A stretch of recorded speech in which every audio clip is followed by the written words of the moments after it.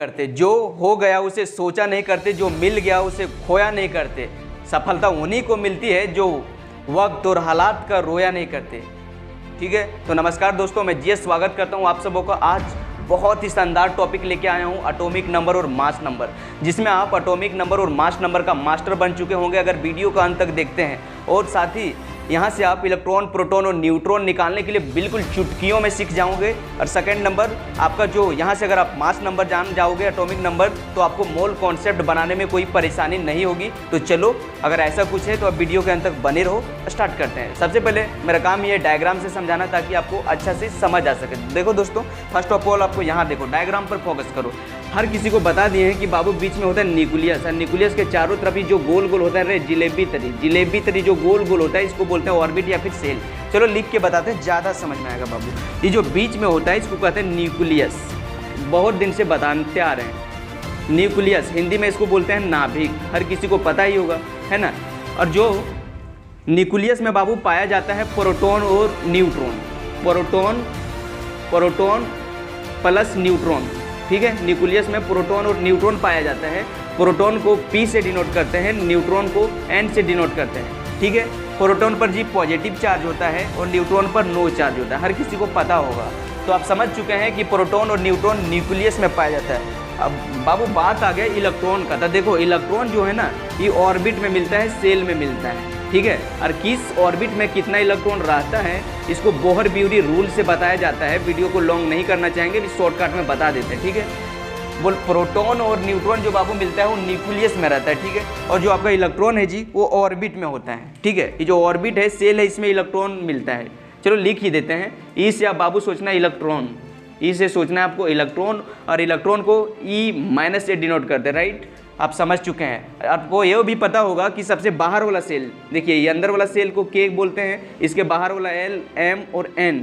तो N cell जो है यानी कि सबसे बाहर वाला सेल है। सबसे बाहर सेल को आउटर मोस्ट सेल बोलते हैं, आउटर मोस्ट ऑर्बिट या फिर सेल। ठीक है, ऑर्बिट, और इसको वैलेंस सेल भी कहते हैं, वैलेंस सेल।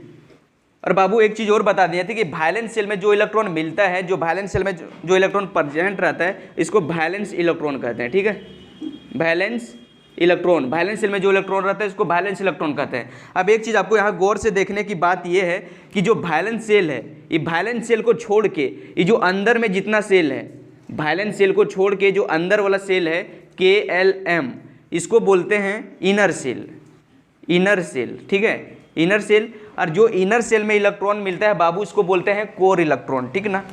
तो सबसे पहले जो इनर सेल में इलेक्ट्रॉन स्थित रहता है, जो पाया जाता है, इसको बोलते हैं कोर इलेक्ट्रॉन। आप समझ गए होंगे कि वैलेंस इलेक्ट्रॉन क्या होता है, कोर इलेक्ट्रॉन क्या होता है। जो वैलेंस सेल सबसे बाहरी कक्षा में जो इलेक्ट्रॉन पाया जाता है उसको वैलेंस इलेक्ट्रॉन कहते हैं। और वैलेंस इलेक्ट्रॉन के इलेक्ट्रॉन को छोड़ के अंदर कक्षाओं में जितना इलेक्ट्रॉन उपस्थित रहता है उसी को कोर इलेक्ट्रॉन कहते हैं। आई होप आप लोग को मजा से समझ में आ गया होगा। तो चलो डिफिनेशन का बात करते हैं थोड़ा। हाँ जी, यहाँ देखिए एटॉमिक नंबर बात करने वाले हैं। एटॉमिक नंबर किसे कहते हैं? तो एटॉमिक नंबर कुछ नहीं है, बस जो वहाँ समझाएं वही है। इसको इस तरह से लिख देना, it is defined as, it is defined as number of proton, number of proton present in the nucleus, present in the nucleus, present in the nucleus of an atom. यानी कि गौर से समझिए जी, इसको डिफाइंड करते हैं number of proton present in the nucleus of an item. जो एक item है उसके जो बीच में न्यूक्लियस है, इस न्यूक्लियस में किसी एलिमेंट का कितना प्रोटॉन स्थित है उसी को कहते हैं बाबू एटॉमिक नंबर। ठीक है, और एटॉमिक नंबर को जी it is denoted by, it is denoted, it is denoted by, इसको एटॉमिक नंबर को बाबू Z से डिनोट करते हैं। ठीक है, और एक चीज़ और जान लो, in any neutral atom, in any neutral atom, NUTRAL। ठीक है, एन एनी न्यूट्रल आइटम, इसमें क्या होता है जी, न्यूट्रल आइटम में, ठीक है, नंबर ऑफ इलेक्ट्रॉन बराबर नंबर ऑफ प्रोटॉन। ठीक है, किसी भी न्यूट्रल आइटम में जितने ही नंबर इलेक्ट्रॉन का होता है उतने प्रोटॉन होता है। देखो सबसे पहले न्यूट्रल आइटम हमको कहाँ मिलता है, आपके दिमाग में एक क्वेश्चन आ गया होगा। पीरियोडिक टेबल में 118 एलिमेंट जो आप देखते हैं हर एक दिन, है ना, वो सब न्यूट्रल एलिमेंट है। उस पर अगर कोई चार्ज नहीं है, पॉजिटिव या फिर नेगेटिव कैटायन एनायन नहीं बना है, और पीरियोडिक टेबल में जितना एलिमेंट है सब न्यूट्रल है, उसमें जितना एटॉमिक नंबर है उतने प्रोटॉन है उतने न्यूट्रॉन है। चलो यहाँ से समझो, इस फार्मूला को आप पूरा दिमाग में ही रख लीजिए, जेड बराबर पी बराबर ई। बाबू जेड को देखो यहाँ क्या बताएं कि जेड को एटॉमिक नंबर को डिनोट करते हैं, तो जेड बराबर हम समझ गए कि एटॉमिक नंबर होता है, ठीक है जी।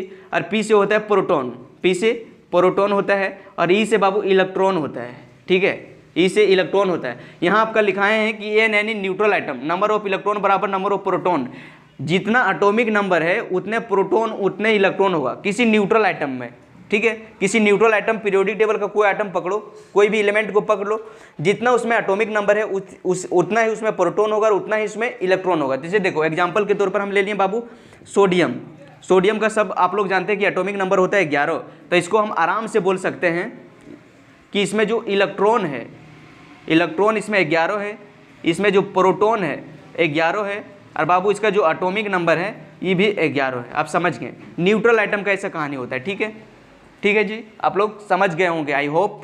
देखिए सेकंड एग्जांपल ले लिए मैग्नीशियम का, मैग्नीशियम का बाबू होता है एटॉमिक नंबर 12, ठीक है। इसमें अगर बता दें आराम से बोल सकते हैं, क्या बोलें कि न्यूट्रल आइटम, देखिए इस पर कोई चार्ज नहीं है, न्यूट्रल है, तो न्यूट्रल आइटम में एटॉमिक नंबर के बराबर प्रोटॉन और न्यूट्रॉन होता है, तो इसका एटॉमिक नंबर 12 है, यानी कि जेड बराबर अगर इसका 12 है तो इसका जो इलेक्ट्रॉन होगा वो भी 12 होगा, और इसमें बाबू जो प्रोटॉन होगा ये भी आपका 12 होगा। आई होप आप लोग समझ गए होंगे। तो ठीक है, स्क्रीनशॉट ले लीजिए, मास नंबर समझाते हैं। चलो देखो, मजबूरी और हालात का रोना रोवो नहीं बाबू, परेशानी ज़िंदगी में हर किसी के पास है, बस जीत जाता वही लोग जिसका सोच बड़ा है। हमेशा मेहनत कर रहा है तो दर्द तो भोगना पड़ेगा, दर्द तो होगा हल्का हल्का, लेकिन आपको मजबूरी में ख़राब स्थिति में मुस्कुराना है कि मजबूरी का रोना रोना है, ये आप पर डिपेंड करता है। जो डर गए वो घर गए, जिसने हिम्मत रखा वो कुछ कर गया, ठीक है। आप हिम्मत बना के चलिए, ठीक है, जहाँ तक दिखता है वहाँ तक चलिए, रोड जरूर मिलेगा आपको, समझ गए ना।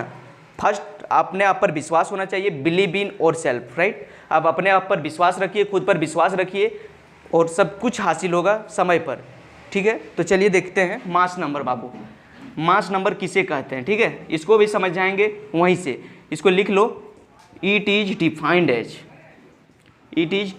As sum of proton plus neutron, sum of proton plus neutron present in the nucleus of an atom. नहीं समझ में आया जी, चलो यहाँ से समझाते हैं। देखिए न्यूक्लियस में है, आप पहले जानते हैं आप लोग कि न्यूक्लियस में प्रोटॉन और न्यूट्रॉन रहता है। प्रोटॉन और न्यूट्रॉन को जोड़ दो, प्रोटॉन और न्यूट्रॉन को जितना न्यूक्लियस में उपस्थित है दोनों को जोड़ दो, जोड़ करके जो आपका आंसर आएगा उसी को मास नंबर कहते हैं, राइट। नहीं समझा, एक बार और देखो, जितना आपका न्यूक्लियस है, ये न्यूक्लियस है, न्यूक्लियस में प्रोटॉन और न्यूट्रॉन रहता है, आप दोनों को जोड़ दो, दोनों को मिला दो, जोड़ के जो आंसर आएगा उसी को बाबू कहते हैं मास नंबर। वही लिखा है देखो यहाँ, mass number is defined as sum of proton plus neutron, मतलब प्रोटॉन और न्यूट्रॉन को जोड़ दो, जोड़ के जो आंसर है, प्रोटॉन न्यूट्रॉन कहाँ रहता है, यही लिखा है, present in the nucleus of an item, एक एटम के न्यूक्लियस में। ये दोनों को जोड़ दो, प्रोटॉन और न्यूट्रॉन को आंसर जोड़ दो, और जो आएगा उसी को कहते हैं मास नंबर। आप समझ गए होंगे। चलिए इसको दिखाते हैं। जैसे मास नंबर को इट इज डिनोटेड बाय, बता देते हैं, इट इज डिनोटेड या फिर रिप्रेजेंटेड लिख सकता है, कोई दिक्कत नहीं। इट इज डिनोटेड बाय, किससे, ए से डिनोट करते हैं, ठीक है। तो बाबू देखो इसका फार्मूला क्या बन जाएगा, ए बराबर क्या बोले कि सम ऑफ प्रोटॉन प्लस न्यूट्रॉन, तो ए बराबर पी प्लस एन, है ना, ये फार्मूला बन जाएगा आपका मास नंबर का। लेकिन एक बार आप लोग को ये भी बताए थे बाबू कि इसमें एटॉमिक नंबर के बराबर होता है प्रोटॉन किसी न्यूट्रल आइटम में। तो देखिए ये जो फार्मूला है बाबू, यहाँ देखो, ठीक है, जेड बराबर पी होता है, तो देखो यहाँ पी है, तो क्या यहाँ जेड लिख सकते हैं, ये जेड बराबर पी होता है, तो यहाँ पी की जगह हम जेड आराम से लिख सकते हैं। तो इस फार्मूला को कुछ ऐसे भी डेराइव किया जा सकता है, ठीक है। यहाँ देखो जी, इसको इस तरह से भी लिख सकते हैं, ये बराबर जेड प्लस एन, ठीक है, किसी को दिक्कत नहीं। एटॉमिक नंबर निकालने सिखा दिए, मास नंबर निकालने सिखा दिए। अब बाबू बात रह गया किसका, न्यूट्रॉन निकालने का। तो देखो जी, एन से न्यूट्रॉन डिनोट करते हैं, अगर न्यूट्रॉन निकालना क्या करेंगे, न्यूट्रॉन निकालना है तो ई वाला ई साइड वाला ले जाना पड़ेगा। इस साइड में अगर पॉजिटिव है, इधर आने के बाद नेगेटिव हो जाएगा, तो चलो यही करते हैं, ये हमको न्यूट्रॉन निकालना है तो इसको ए और इस साइड से इधर लाए तो माइनस में आ गया, तो ए माइनस जेड। तो देखो बाबू न्यूट्रॉन का फार्मूला हो गया n बराबर a माइनस जेड, मतलब न्यूट्रॉन निकालने के लिए मास नंबर में आपको एटॉमिक नंबर को घटाना है या फिर नंबर ऑफ प्रोटॉन को घटाना है। किसी को दिक्कत नहीं। चलो हल्का सा शॉर्ट नोटेशन लिख देते हैं। ए से होता है बाबू मास नंबर, लिख देते हैं यहाँ। ए से होता है मास नंबर, जेड से होता है एटॉमिक नंबर, जेड से होता है एटॉमिक नंबर, ठीक है। पी से होता है जी प्रोटॉन, पी से होता है प्रोटॉन, एन से बाबू होता है न्यूट्रॉन, ठीक है, एन से होता है न्यूट्रॉन, और ई से होता है इलेक्ट्रॉन। आई होप सबको समझ में आ गया होगा। वीडियो पॉज करके लिख लो इस सिंबल से, ठीक है। चलो हम निकालते हैं, इलेक्ट्रॉन प्रोटॉन न्यूट्रॉन निकालने सिखाते हैं। देखिए अगर एग्जाम में आ जाए कि सोडियम है, एक एलिमेंट दे दिया सोडियम, ठीक है, सोडियम, इसका एटॉमिक नंबर 11 होता है और मास नंबर 12 होता है। बोल देगा कि सोडियम का इलेक्ट्रॉन निकाल के दिखाओ, प्रोटॉन निकाल के दिखाओ और न्यूट्रॉन निकाल के दिखाओ। तो कैसे निकालोगे? कुछ नहीं, एक फार्मूला आपको याद करना है, ये वाला बता दिए थे ना कि Z बराबर P बराबर E, इसको याद करना है दिमाग में फटाक से। जैसे इलेक्ट्रॉन प्रोटॉन न्यूट्रॉन निकालने बोल दे, आपको इस फार्मूला को याद रखना है, Z बराबर P बराबर E, राइट। तो देखो यहाँ क्या बोला कि एटॉमिक नंबर के बराबर प्रोटॉन होता है, न्यूट्रॉन होता है। किसमें? न्यूट्रल आइटम का बात कर रहे हैं बाबू, न्यूट्रल आइटम मतलब जिसमें कोई चार्ज उर्ज नहीं है उसका बात कर रहे हैं, ठीक है। तो देखो जी इसमें हमको निकालना है इलेक्ट्रॉन। तो क्या जान गए कि इलेक्ट्रॉन एटॉमिक नंबर के बराबर होता है, प्रोटॉन भी एटॉमिक नंबर के बराबर में होता है। तो दो चीज़ मिल गया, इलेक्ट्रॉन हमको मिल गया कि इसमें कितना है, एटॉमिक नंबर 11 है तो इलेक्ट्रॉन 11 है, इसका एटॉमिक नंबर 11 है, प्रोटॉन भी इसमें 11 है। और न्यूट्रॉन निकालने के लिए एक फार्मूला बताए थे ना कि n बराबर a माइनस पी या फिर z, a minus n minus P, ठीक है। तो देखो जी इसका मास नंबर देखिए, सोडियम का जो एटॉमिक नंबर होता है 11 होता है, मास नंबर 12 होता है। तो हम बता दिए कि इसमें Z बराबर P बराबर ही, यहाँ से आप जान गए कि इलेक्ट्रॉन प्रोटॉन कितना है। अब हमको निकालना है न्यूट्रॉन। तो न्यूट्रॉन का फार्मूला बताए थे बाबू A माइनस जेड, यानी कि जो मास नंबर है उसमें एटॉमिक नंबर को घटा देना है। तो देखो जी यहाँ मास नंबर कितना है 23 और इसमें 11 घटा दिए थे, कितना आंसर आया 12। तो ये आपका न्यूट्रॉन निकल गया। इतना भी ईजी होता है। यहाँ से आपका 1-2 क्वेश्चन फिक्स है, आपका एग्जाम में 11th वाला आना ही आना है। बोल देगा कि प्रोटॉन और न्यूट्रॉन निकाल लो या फिर इलेक्ट्रॉन या न्यूट्रॉन निकालो, इस तरह से कुछ भी अरेंज करके दे सकता है, ठीक है। तो आपको घबराना नहीं है। एक एग्जाम्पल और बताते हैं, बिल्कुल हलवा जैसा। चलो यहाँ देखो जी, मिटा देते हैं इसको, ठीक है। आगे एक और बता रहे हैं, मात्र एक ठो बताएंगे, लॉन्ग वीडियो नहीं करेंगे, ठीक है। खाली कॉन्सेप्ट हमको समझाना है, बस तुम लोग को बताना है, ज़्यादा मज़ा लेने की जरूरत नहीं है। चलो बाबू यहाँ देखो, मैग्नीशियम में सपोज डैट 2+ का दे दिया, परीक्षा में बोल दिया कि इसका इलेक्ट्रॉन बताओ, इसका प्रोटॉन बताओ और इसका न्यूट्रॉन बताओ। तो क्या करोगे? कुछ नहीं, बस एक फार्मूला पहले इसको दिमाग में लाना है, Z बराबर P बराबर E किसके लिए होता है? न्यूट्रल आइटम के लिए, सब बराबर।